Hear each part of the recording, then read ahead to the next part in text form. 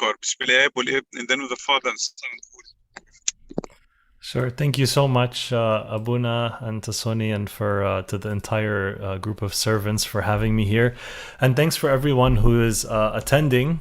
I'm very excited to speak about this topic with you. Actually, it sounds like a pretty tough title. The title of our talk is called Six Common Ways Parents Emotionally Harm Their Children and What to Do Instead.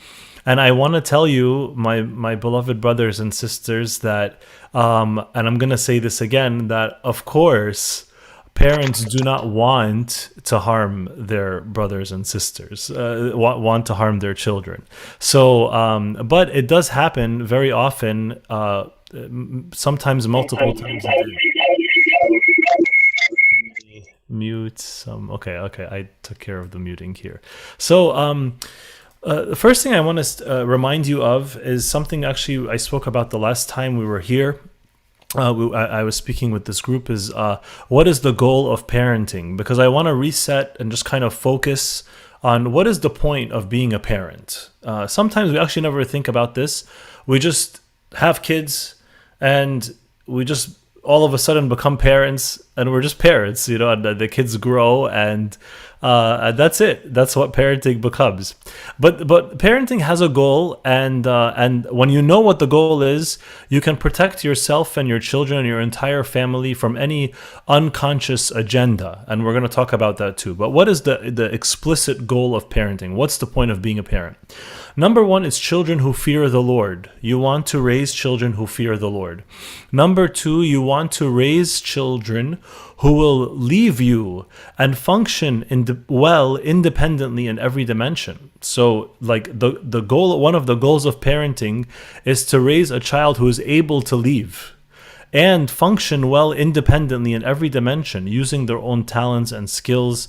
They maintain their own healthy relationships, and when they need something, they're able to find the resources that they need to carry out a healthy life. And as a natural result, if you do this well, you will raise children who will become your good friends. They will become your good friends. They're going to be adults, and you're going to have an adult to adult relationship, and it's going to be very close friends where they don't need you, but they want to remain connected to you. Sometimes as parents, we want our children to need us all the time, and sometimes we remind them of the need that, oh, I have so much experience. Or sometimes we don't even say that, we just give them a lot of advice, or we're always telling them what to do, or we're giving them a lot of criticisms to show them that if I was not here as your parent, no one would have criticized you, and that's why you need me. So but these are all not healthy things. So beware of your parental agenda. Some of us have an agenda as parents. Actually, most of us do. And where did this agenda come from? It's because of our life experiences and sometimes a misunderstanding that we have a strong agenda that interferes with our child's healthy development. The agenda, and what I mean by agenda is like a list of things that we want to make sure is in our kids. And this is more than just like the general healthy things that we mentioned on the other slide. And I'm going to give you some examples, by the way. But I just want to talk about the agenda in general. First is that it's usually based in good intentions, but it's usually also harmful to the child. So I want to give you some examples. The first example is, I don't want my child to depend on anyone. So I want to raise the child so that they don't depend on anyone. But this actually, if you take this to an extreme, it's actually not good, because we're all dependent on each other in a healthy way. As a community, we need each other. So if you want to deliver to your child this message of don't ask anyone for anything, you shouldn't depend on anyone, that's not going to be a healthy message. Or I want my child to understand the value of the dollar, so I make them work extremely hard. I don't let them spend money. I make it very hard to obtain things that they want. I'm always telling them about how hard I work, and it doesn't have to be that difficult. That doesn't have to be on the agenda just because that's the way we grew up or that's something we experienced. Another example is I want the child to get the credit he deserves, or I always want them to get what they're entitled to, even if they don't want it or need it, right? Like I always just want to make it a point that they get what they're entitled to, even if they don't want it or need it. So even if I don't have an agenda where I want to deliver a message, sometimes the child is not behaving in a certain way, so I assign a label to the child. For example, I say my child is aggressive or lazy or stubborn or too timid or too shy. Like, for example, maybe I have this image that I want my child to always want to hang out with other people, always has to be social, right? And if they're not social like the other kids, or they're not playing like the other kids, then I say that they're introverted, and that's a bad thing, as if it's a bad thing. But that's not healthy. So it's one thing to have a clearly communicated value system, but it's another thing to prioritize your agenda over your relationship with your child. So I want to share three truths here. They're kind of independent, but they come together into another important truth. The first truth is that most relational issues have emotional issues at their core. So if you're having an issue in a relationship, usually at the core of that issue is an emotional issue. Okay, so, and I'm saying an emotional issue between usually in yourself and also in the other person. Another truth is that whenever you have an emotional issue, most of those issues can be traced back to our early childhood, something that happened in our early childhood, and usually it's something negative. Which leads us to an important thing for children, which we're going to spend the rest of this time talking about, is that the emotional intelligence and the emotional abilities and skills that our child, that we develop as children, or our child develops, is going to drive so much of how we experience life as adults. So what happens to our child emotionally is going to determine what their life will be like as an adult. Okay, which includes what happens in their relationships, what happens in their work, what happens in their own perception of self. All of these things are extremely, extremely important. So what happens with children with lower emotional intelligence? Children that have lower emotional intelligence have poor academic performance. This is all research. This is not like what I hope the answer is, or something I'm saying just to make this a very compelling message. This is all research. Children with lower emotional intelligence have lower self-esteem. They doubt themselves more. They have a poor ability to develop new relationships.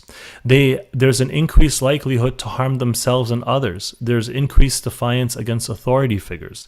There's an increased likelihood of drug use. These are very scary things, right? And I think if you look at any one of these points, when you see them, you have a very strong emotion that you don't want these things. These are bad things. They are bad things. They're not good things.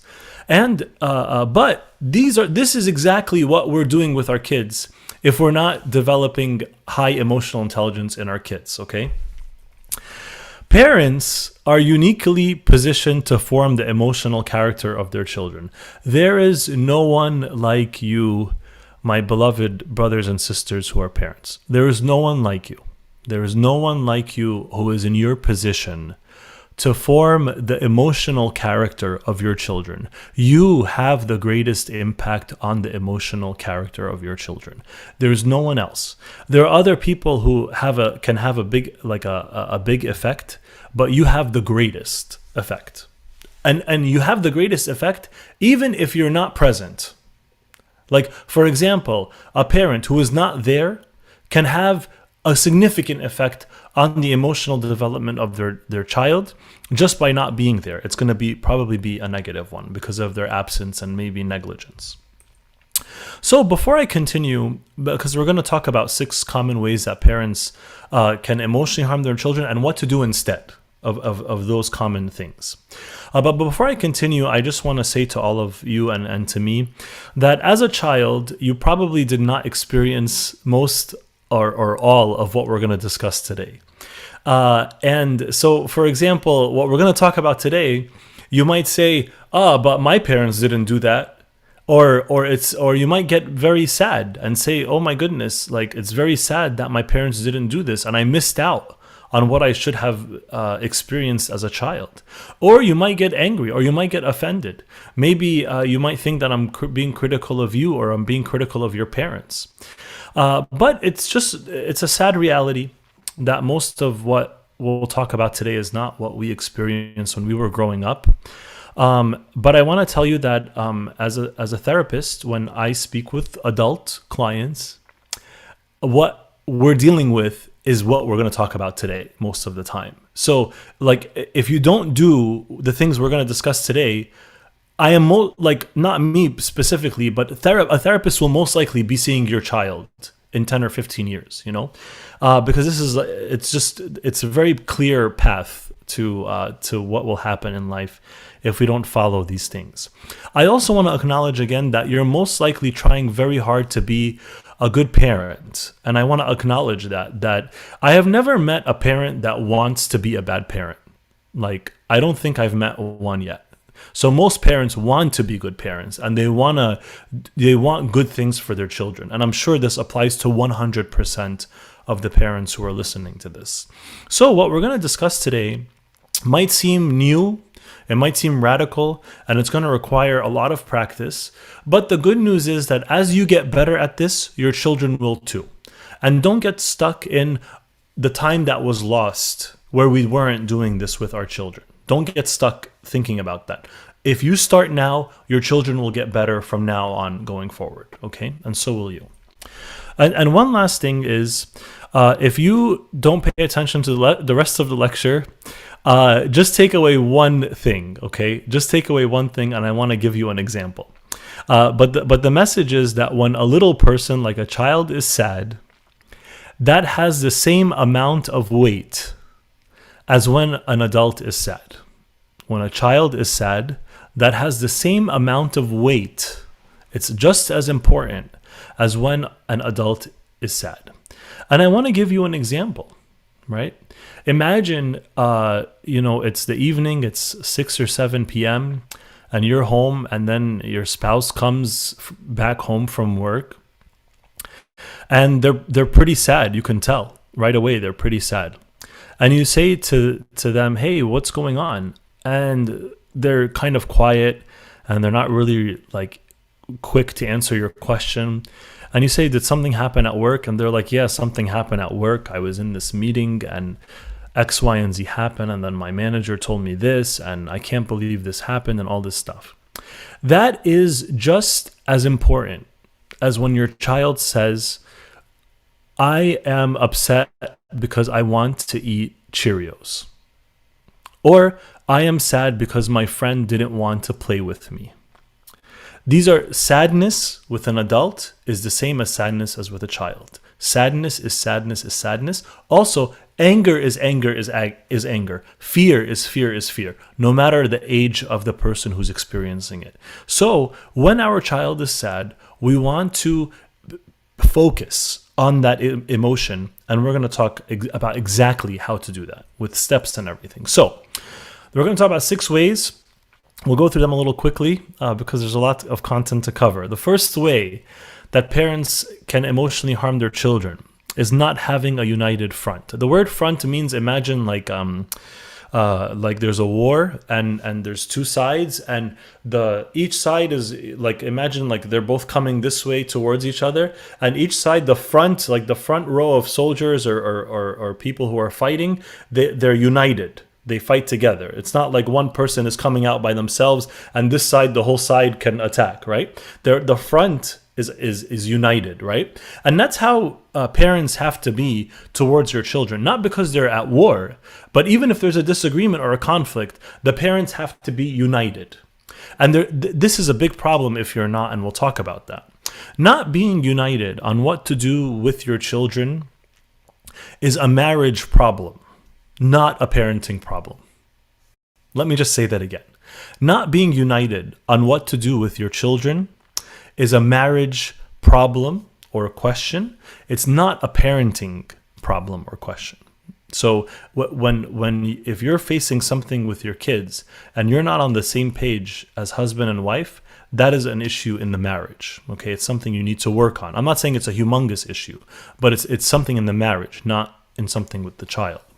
It doesn't matter if you disagree with each other. Stay united and deal with the disagreement on your own. It is almost always more impactful to the child to see your unity together and your consistency than it is for the child to do what one of you wants. Let me just say that again in other words. When the child sees that both of you are on the same page, are aligned together, that has a more beneficial effect than what either of you wants. So if daddy wants this and mommy wants that, it doesn't even matter, as long as the child sees that both of you are on the same page. That makes much more of a difference. I hope that point is pretty clear, and we can take some questions at the end. And I want to give you an example. I'm going to give you, by the way, for each one of these an example, and I think almost all of them are real life examples that I've seen with my own eyes. So this example, I remember seeing this with my own eyes, hanging out with a big group of friends at someone's home, and one of the children goes. One of the children, the mom says, "Hey, it's time to go to sleep. It's time to go to sleep. It's late. It's time to go to sleep." The mom says that to the child. The child says, "No, mommy, I don't want to go to sleep. Like, I want to stay up and hang out." And the child was just a few years old, maybe 5 years old or something. And the mommy says, "No, it's time to go to sleep." And then this happens one more time, and the mother is pretty clear. The dad is maybe 20 or 30 feet away, and it's kind of quiet, but people are still talking. So the child is upset and runs to dad and says, Daddy, please, can I stay up? I want to stay up." And daddy and the child hugs daddy's legs. And daddy looks up at mom and says, "Please, can she stay up for 5 more minutes?" And once that happened, that was a big problem. Once that happened, when the father saw their child come and hug them, and decided, because of this interaction with the child, that he was going to go and break the unity or the alignment with the mother, with his wife, right? So what are the consequences when this happens? What are the consequences? And I want to be very specific about the consequences so you know what is the damage that's occurring. The child learns that rules can be broken. The child learns that they can manipulate the system to their advantage. The child discounts one parent and elevates the other parent. The child sees weakness in marriage. The child just sees weakness in the construct or the system of marriage. And that becomes a part of the child's understanding of how marriage works, right? And so the child doesn't learn that the husband and wife are one.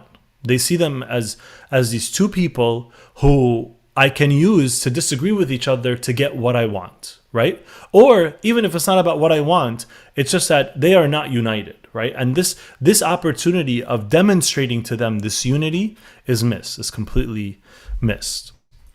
So what do you do instead? First, don't be so quick to give your word if there is a chance that your spouse may have a different opinion. So if the child says, "Hey, I want to go to sleep. I don't want to go to sleep," or the child says, "Hey, can I have this?" and you think that your spouse might have a different opinion, don't rush and answer the child, right? If your spouse is nearby, you can say, "Hey, honey, what do you think we should do?" Right? Like, ask your spouse their opinion. Don't rush to give yours, because once you give yours, now your spouse is put in this difficult position, right? And so what you can do is hold off on giving your answer, and you can talk to your spouse if it's something if the spouse is accessible and you have the time to do that. Also, let's just say your spouse gave the answer already. Go with what they said. Like, just go with it, and you can address the disagreement later, right? Unless this is a big issue. Like, unless the child is going to be really harmed, right? But even if you disagree, but your spouse already gave the answer, then just go with what they said, unless it's a big issue, like a fatal issue. And think of this as an iterative process. What I mean by iterative is that each time you do it, you get better and better and better, right? Like the more you practice this, you're going to understand your spouse better as a parent, right? You're going to see what they think and all that stuff. So you're going to like learn how to flow with each other better and better. It's exactly like a team of like basketball players learning more and more how to play with each other, or a choir that's learning more and more how to sing together, right? That's the same thing with parents on this point. So don't let it become a blame game. Just see yourself as learning how to be on the same page, okay? And just like everything else in marriage, this is all about communication and compromise. It's not any different when it comes to those aspects. So, number 2, the second common way that parents emotionally harm their children is invalidating the child's emotions. What usually happens is that when the child has an emotion, we rush to solve the problem. But what should happen is that when the child has a negative emotion, we need to connect with their emotions. And then after that has happened, we've solved the problem, right? And we cannot skip this very important step. It's a very, very important step. No matter what your child is feeling, it is valid and needs to be processed in a healthy way with your help. Every emotion is acceptable, but not every behavior. Recently, I was talking to a young person, and while they were telling me the following, they were crying a lot when they were saying this. They were in their room, and then they went to downstairs, like they left their room to get something to eat, and they were crying. And then the parents said to them, "Why are you always crying? Why are you always crying? You're making us so unhappy. You're making us so unhappy when you're always crying." And this was such a hurtful thing to the child, such a hurtful thing. And it created so much distance between the parents and that child. It was such a hurtful thing, right?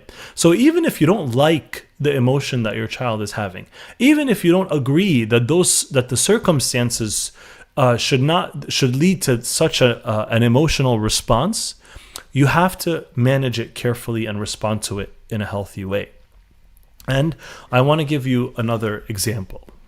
One time it was a child's birthday, and the child got a gift from the grandmother in the mail. And so the sibling of that child saw the gift and said, "Why didn't I get a gift too? I want to get a gift from grandma." So the father said to the older child, said, "Well, it's not your birthday right now. When it's your birthday, you're going to get a gift too." And that was it, right? So what the father said makes a lot of sense. Right? It's not wrong what the father said. But the father missed the emotional activity of that older sibling, missed what was going on emotionally. What were the emotions of that child when they saw the gift that their sibling was getting a gift? They were maybe jealous, they were sad, they were disappointed, and so the father missed the opportunity to connect with the child on that level, right? So what the parent could have said what the father could have said was, "Yeah, it is pretty frustrating, or it's pretty sad not to get a gift. I would have loved to get a gift from grandma too. And it's kind of sad when you see your brother getting one, or your sibling getting one, and you're not getting one." And then the child's gonna say, "Yeah, Dad, it is pretty sad or frustrating," because you're giving the child the words to use for their emotions. The difference between an adult and a child is that the child doesn't have the vocabulary to label their emotions, and they don't have the experience of labeling their emotions. They don't know that this feeling that I have right now is sadness. They don't know that. They just have a negative feeling. But what you're doing as a parent is you're giving them the words to use. And once you have the words, you know how to manage it, right? You know how to manage it. So that's the opportunity that was missed in this interaction. What are the consequences of invalidating the child's emotions? In other words, ignoring the child's emotions, or telling him that he shouldn't feel sad when that happens. The child builds up unresolved problems. They're just building up problems that are never getting resolved, right? Just emotions, and they keep piling up. The child becomes bitter towards the parents because they do not provide for him the care that he needs. So the child expresses a negative emotion to the parents, and the parents are just ignoring this need. They're not even talking about it or addressing it. The child also will begin to doubt themselves, which is going to lead to low self-esteem. Because every time the child brings up a negative emotion, the parents ignore it. So what they're telling the child is, this is not right. It doesn't matter. So the child starts to doubt themselves. Wait, what's my emotion? It's not right. My emotion isn't right. It's not like I'm not in the right place. I have to doubt myself. The child also misses the opportunity to learn how to manage his emotions and to deal with the problem, and the parents miss the opportunity to connect with and teach the child. We say to husbands and wives all the time, listen to each other, empathy, listen, have good listening skills. And when you do that, you're going to feel closer to each other, no matter what's going on. If you're just being more empathetic and listening more carefully, and the other person feels heard and understood, you're going to feel closer, even if the problem is not solved. The same thing applies to the child, right? And by the way, I want to tell you, I am not saying that you should change the final outcome of the interaction. It's not like in that example that the grandmother should have gotten a gift for the older child too, right? I'm not saying that. That the older child, it was not his birthday, so he shouldn't get a gift, right? In this example. So even if the child doesn't get a gift, he should still learn how to manage their emotions and should still connect with the parents. So what do you do instead? This is a 5-step process that comes from a book called Raising an Emotionally Intelligent Child by Dr. John Gottman, which I'll mention that at the end as well. Very, very, very important book. I highly recommend to read the entire thing. There's a lot of research in it, but it also gives you a lot of steps on what to do. I can't recommend that book enough to parents, because I can tell you that when I read that book myself, I realized how much I would have been missing as a parent if I didn't read it. I would have just missed so much. So I highly recommend reading that book, Raising an Emotionally Intelligent Child by Dr. John Gottman. So what does the emotion coaching healthy parent do? What should you do instead? Number 1, be aware of the child's emotions. So no matter what is happening, no matter what's happening, there's always something emotional going on. If the child's playing basketball, if they're tired, if they're hungry, if they want something, if they're fighting, if they're laughing, there's always something emotional going on. Be aware of what those things are. These first 2 steps are things that happen inside the parent. It's not something that the parent does to the child. The first 2 steps, they happen inside the parent. So the first step is be aware of the emotions. Ask yourself, what could my child be feeling right now? Just ask yourself, right? And try to come up with a few words like sad, angry, frustrated, scared, afraid, annoyed, whatever it is. Try to come up with a few words. And then the second thing is you need to say to yourself, this is an opportunity to come closer to my child and to teach my child something. It's an opportunity to come closer, to be more intimate with my child and to teach them something. And now we're going to talk, the next 3 steps are dealing with the child, right? Listen to the child empathetically and validate their feelings, right? Again, you don't have to agree that the circumstances or the scenario led to some emotions. But the first step is to validate that the child is feeling what they're feeling. If the child is sad, it doesn't matter if you agree with why they're sad. The reality is they are sad. That's it. You can't change the fact that they're sad right now. You can help them in the future manage how they feel when they experience certain things during this experience.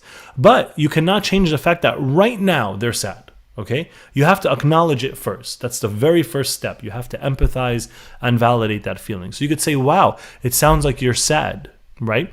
Or you're frustrated or whatever it is. You just say the word and help them label it. By saying it, you're helping them label it, right? And listen carefully and ask questions. And then finally, you can still set limits, right? And I don't mean you have to set a new limit. Sometimes the limit is just accepting the reality of the situation. Like in that situation where the child didn't get a gift, you can just accept that reality. It just is what it is, right? We're not going to change the child's getting a gift because they shouldn't have gotten a gift if you're not used to doing that with the children who are not, it's not their birthday. All right, number 3. And I'm really looking forward to everyone's questions, by the way. So I know there's a lot of stuff coming at you. Number 3 is losing your cool. Losing your cool. Losing your cool means you yell or you hit or you lose control of your own emotions as a parent. The only time when it may be justified for you to lose control of your behaviors is when there's an emergency. And even then, you have to do what needs to be done to protect the child, not to punish the child. I remember, I wasn't planning to say this example, but I remember seeing this like a younger child, probably, and they hadn't turned 1 yet, or they just weren't potty trained. And the mother was changing the diaper of the child, and the child was very, very, very, very fidgety. Like they just wouldn't stop moving.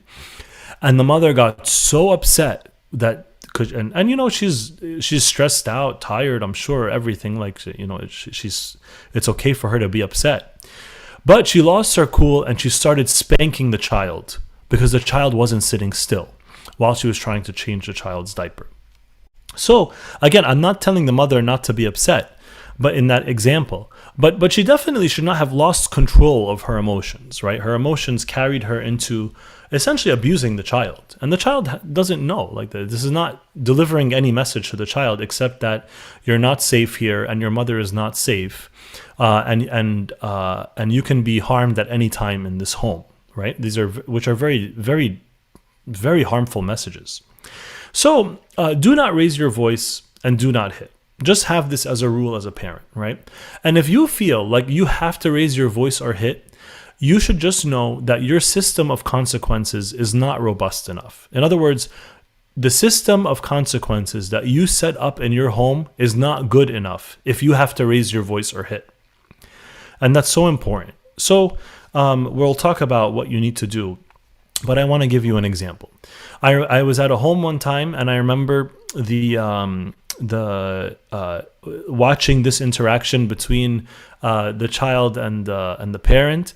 The parent says, "Hey, take out the garbage," and the child said, "Okay, I'm gonna do it, Mom. I'm gonna do it." And then the parent says, "Hey, it's still 5 minutes. I told you 5 minutes ago. Go take out the garbage." The child says, "Mom, I said I'm gonna do it." 10 minutes later, the parent says, "Take out the garbage. I said I'm not going to say it again." And then the child says, fine, and comes downstairs. And this whole time, they're both yelling at each other. And the parent finally got what they wanted. But the interaction was so negative. And after the child took out the garbage, the child just went back to their room and closed the door. And that was it. There was no connection. There was no... it wasn't a positive interaction, right? It wasn't clear, and it was just a very common negative thing, right? So what are the consequences of losing your cool? If you lose your cool, the door is closed to emotional engagement and the home is not safe. If you lose your cool, you cannot connect emotionally. If you lose your cool. And the home is not a safe place to be. An emotionally safe place to be.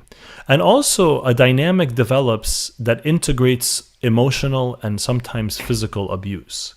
It just becomes the way we interact with each other. There's yelling and there's hitting and all that stuff.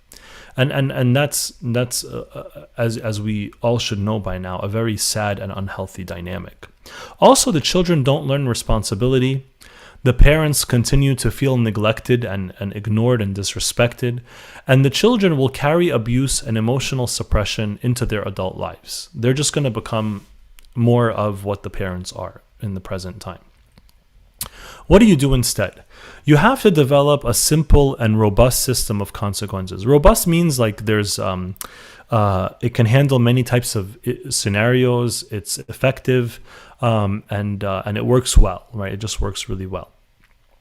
How do you do that? First, as parents, you have to, on your own, without the child, invest the time to come up with appropriate consequences. Like, what should the consequence be if the child doesn't take out the garbage the first time they're asked, right? Or at the time that we agree that they should take it out. Come up with consequences that are consistent, fair, and related to the misbehavior, and the consequences should be enforceable. Like, for example, if they don't take out the garbage at the time we all agreed on, you could maybe lower their allowance, for example, if they get an allowance. But just think about what would happen in real life as an adult and try to do something similar in the home, right?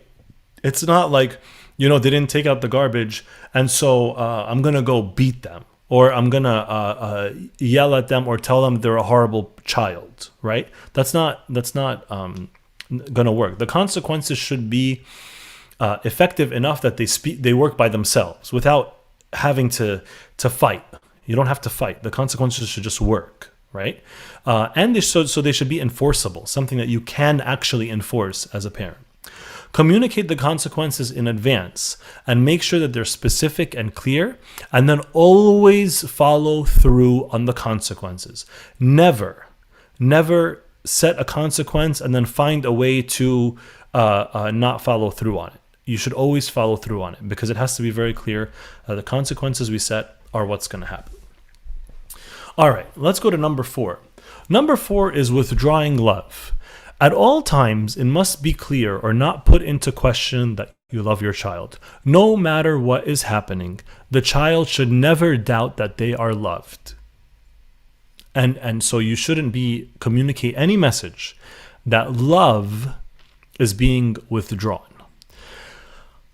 Your emotions are important though as a parent. So if you're sad, you can tell your child that you're sad. If you're upset, if you're disappointed, if you feel disrespected, if you feel hurt, whatever it is, your emotions as a parent are very important. And if your child can understand them, you should express them to your child, right? If you're hurt, you can communicate that. You can withdraw attention, but you cannot withdraw love. So sometimes your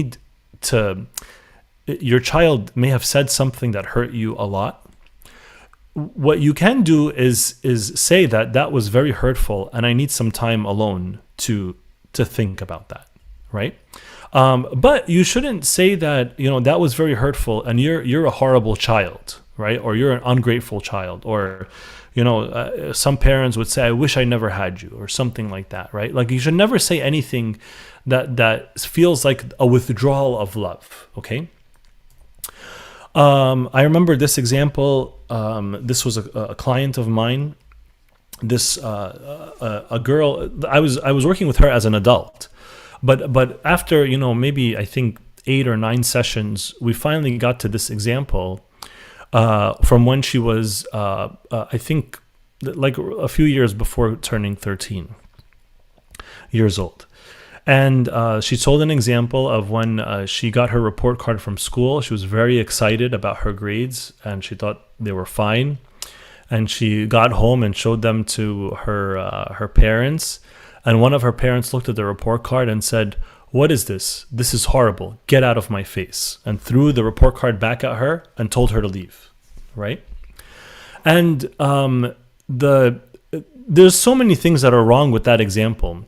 But one of the main effects that happened, and which was related to the reason why she came to therapy in the first place, was that the child did not expect to lose favor from their parents, right? So what ended up happening is that the child developed this insecurity that love can be taken away at any time. And I can't even predict when it's going to happen to protect myself. What ended up happening with this child that I was now seeing as an adult was that sometimes in any scenario, whether it's at church with friends, at work with their bosses, they're always worried that they're going to lose favor or lose love or care or favor from the people around them or from their superiors. And so they're always anxious. It created a lot of anxiety for this person. At any point in time, my peers or my superiors can stop loving me without me even knowing, and for a reason that I can't manage. So what are the consequences? The child will have an attachment injury, an injury in their attachment to the parents, right? Because there's supposed to be a healthy level and quality of attachment, and they're going to have insecure attachment, always worrying that favor or love will be unexpectedly withdrawn from her. It's a very, very sad thing to feel that you can stop being loved at any time. I mean, just think about even that specific phrase. I mean, that you're not loved anymore, or that you feel like you're no longer loved. That's so sad to hear. The child becomes afraid to be intimate for fear of later being hurt. The child becomes very bitter towards the parents because of the attachment injury, and the child develops a dysfunctional understanding of how love and parenting work. They think that love is an incentive, is a reward for behavior and performance, right? But that's not how love works. And we know, my beloved brothers and sisters, that that's not how God deals with us. God doesn't stop loving us at any point in time, even when we underperform, right? So we should definitely not do that with our children. So what do you do instead? If you are disappointed in your child's behavior, you must clearly explain why. And sometimes you have to think on your own, like, why am I upset with my child's behavior? Like, for example, they didn't get good grades. Why am I upset as a parent? Is it because they could have done better? Is it because they were like, and if they could have done better, how do I know that? And why didn't they do better if they could have done better, right? Maybe they were negligent in their studies. You know what, guys? Sometimes why your children are not doing well in school is because there could be like an emotional issue that's going on. It could be a mental health issue. Something that has nothing, that requires no punishment. It requires no negative consequences. Actually, it needs more support. But we are sometimes just responding to the grades, right? Of course, children can be irresponsible, not manage their time well, maybe not do what they need to do, or maybe they underestimated how much work they needed to do, and they just need some guidance on how to estimate or prepare for things more. Sometimes you don't know why you're disappointed, and you need time on your own to articulate why you're disappointed. Also remember, it's not only about your disappointment, it's about something that's going on for the child too. And one of the unique things about the parent-child relationship is that the child cannot support the parent with the parent's emotional needs, right? But the parent must support the child with their emotional needs. So it's not a symmetrical dynamic, that the child cannot support the parent's emotional needs, but the parent must support the child's emotional needs. So be careful when you're talking with them not to make this about you, because they can't do anything about that, right? In general, unless they said something hurtful, for example. Sprinkle in messages of love, like, I love you. I hope you know that I love you very much. And ask yourself, just simply, do I feel loving toward my child right now? Any parent will say that there are some times when you don't feel like you really love your children. You're just frustrated with them, or you're like, you know what? I really don't want to be talking to my child right now, right? But if that's how you're feeling in that moment, then that's not the right time to really be talking with your child to help them develop, right? You need to work on your feelings first. All right, we're almost done here. We have 2 more to go. And they're somewhat simpler. Number 5 is being perfect, or not demonstrating vulnerability. Please, my brothers and sisters, give up the fantasy that you are your child's God or savior or hero or ultimate role model, okay? These things all belong to God, right? It's very nice, of course, there's some very nice practices that we may have learned from Western culture. Like, for example, if the father has like a date with his young daughter, right? Like, these are nice things. They're very fine, right? It's good for the daughter to have a healthy relationship with a male, especially it's her parent, right? And to feel respected and loved and cared for, but we don't want as parents to be the child's God, right? And the way that comes up is we don't want to show. We end up not wanting to show them that we're imperfect, right? We are imperfect people as parents, right? And when we don't show them our imperfections, or we don't respond well to the exposure of our imperfections, then we're creating some harm and some distance between us and our children. When your imperfection or humanity is expressed in any way, respond to it in a clear and healthy way. Let me actually just give you one more example. There's this we joke around about it a lot, especially in America, of when a father of a daughter and someone is getting to know her, is interested in her, and is gonna go out to dinner with her. And so the father has to meet the guy, and he comes out. The guy rings the doorbell, and the father comes out with a gun or a baseball bat, and is very intimidating, right? But we kind of glorify that type of image. But what is the healthy thing actually? What is the healthy thing for the father to do? It's you want to raise a daughter who can judge for herself what is right and wrong. The father shouldn't need to be intimidating in any way, right? He should raise a daughter, and the mother too, they should raise a daughter whose judgment they trust when she's an adult, right? So I just want you to see how sometimes society and sometimes our own misunderstandings can affect how we appear to our children, right? You can't protect your child perfectly the way God can. So I want to give you an example here, a mom and dad's big fight. This is a real life example. The mother and father got into a fight, and so the children were there, and the mother and father started yelling at each other. And then the mother says, "You know what? I wish I never married you," right? And then the husband opens the door and leaves their home and slams the door, and the mother breaks down crying, right? The children are watching all of this, right? And of course they're scared. Their sense of stability is now really affected. Their understanding of how people should interact with each other, or husband and wife should interact with each other, is also is going to need some repair. But what's very important is how the parents should resolve this after it's happened, right? They both really showed their imperfections, their vulnerability, their humanness, right? So what are the consequences here? And then we'll talk about what to do in that scenario and in general. The consequences are children will hide. If you're not vulnerable as a parent, the child will hide their imperfections and lose, as a result, the opportunity to learn and grow. Because how do you learn and grow? When you address your imperfections, when you admit them. If you don't think you have imperfections, then you're never going to learn and grow. Also, the child will burn out. They're just going to get really tired and exhausted trying to meet unrealistic standards.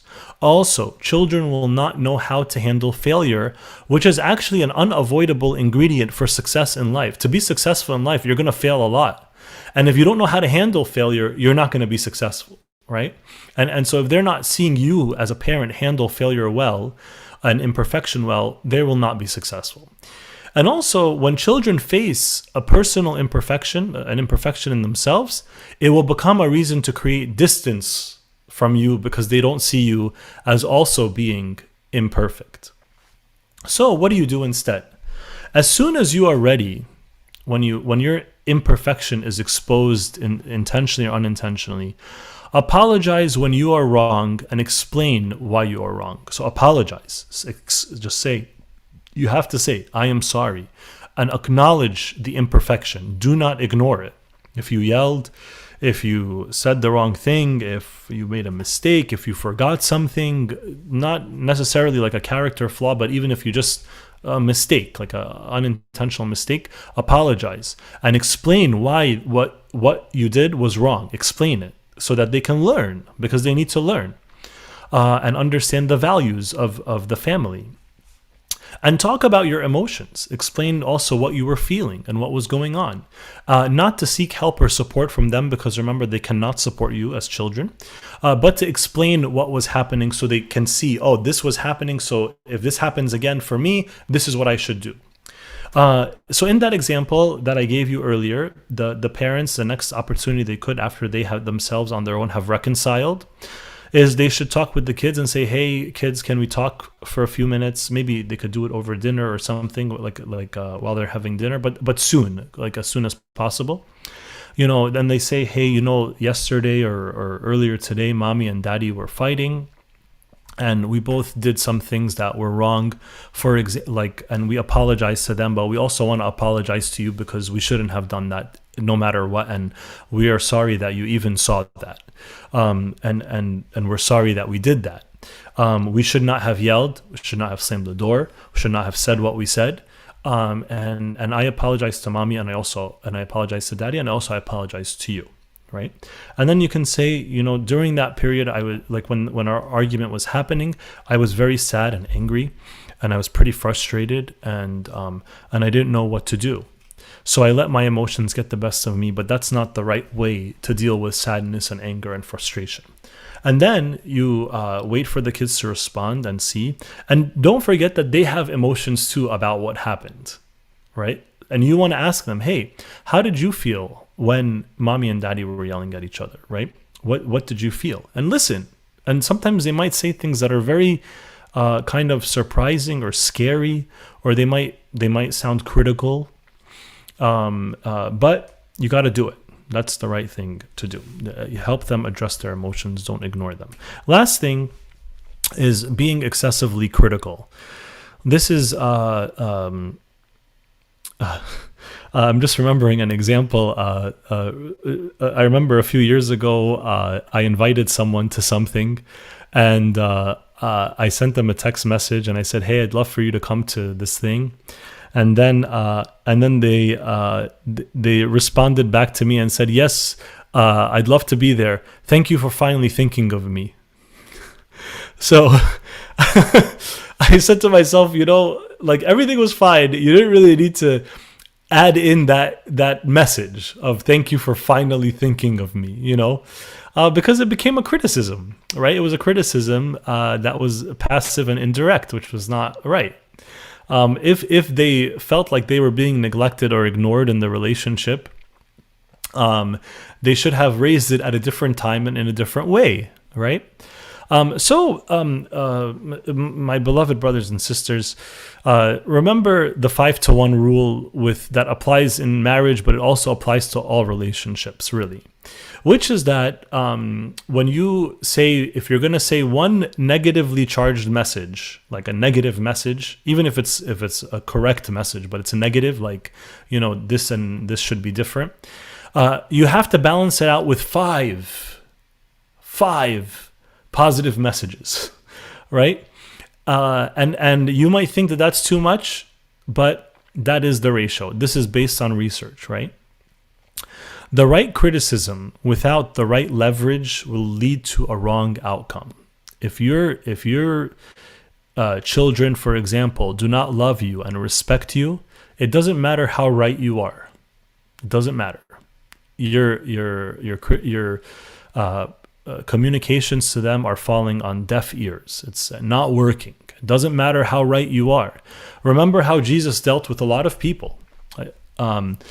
With the Samaritan woman, for example, Jesus, anything he would have said would have been right. But look at how much he did not say, how much he did not criticize, right? He was encouraging, and through his communication with the Samaritan woman, he her heart opened up to him, and it changed her life and the life of the entire town.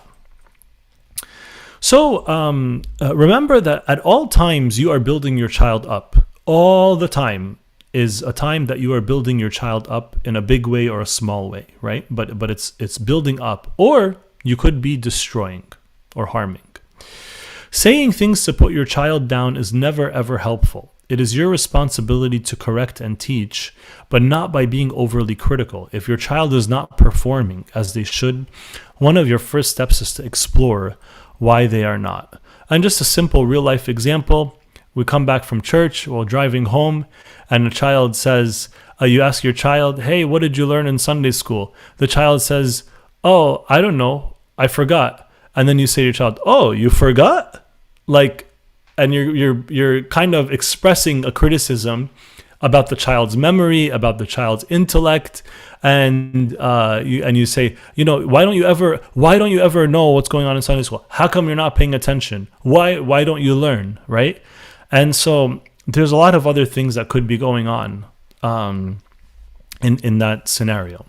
The consequences are that this is research. It shows that children of excessively critical parents had more trouble with schoolwork, were hampered in their ability to get along with their friends, had higher levels of stress-related hormones. Their hormones are affected, had more behavior problems as reported by teachers, and more illnesses as reported by parents.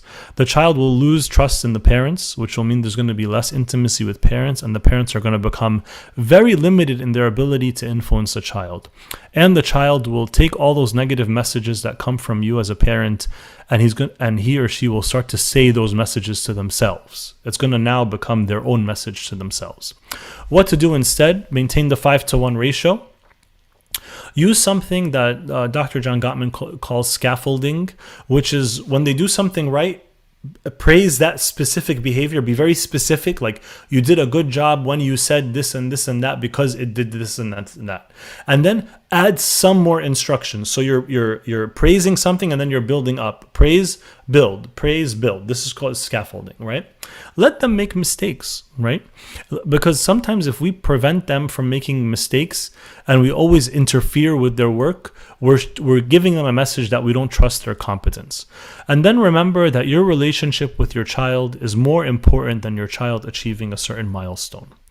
So the summary, the 6 common ways are not having a united front, invalidating the child's emotions, losing your cool, withdrawing love, being perfect or not demonstrating vulnerability, and being excessively critical. And I want to give you these 2 resources, also references. The first book I mentioned, Raising an Emotionally Intelligent Child by John Gottman, a really important book. And then another book called Our Mothers, Ourselves. So how to understand the influence of the mother on your life. The first book has a specific section on the influence of the father, which is really, really important. So I highly recommend that you do this work, and for all of us. I'll open it up for questions, but that's the end of the prepared content.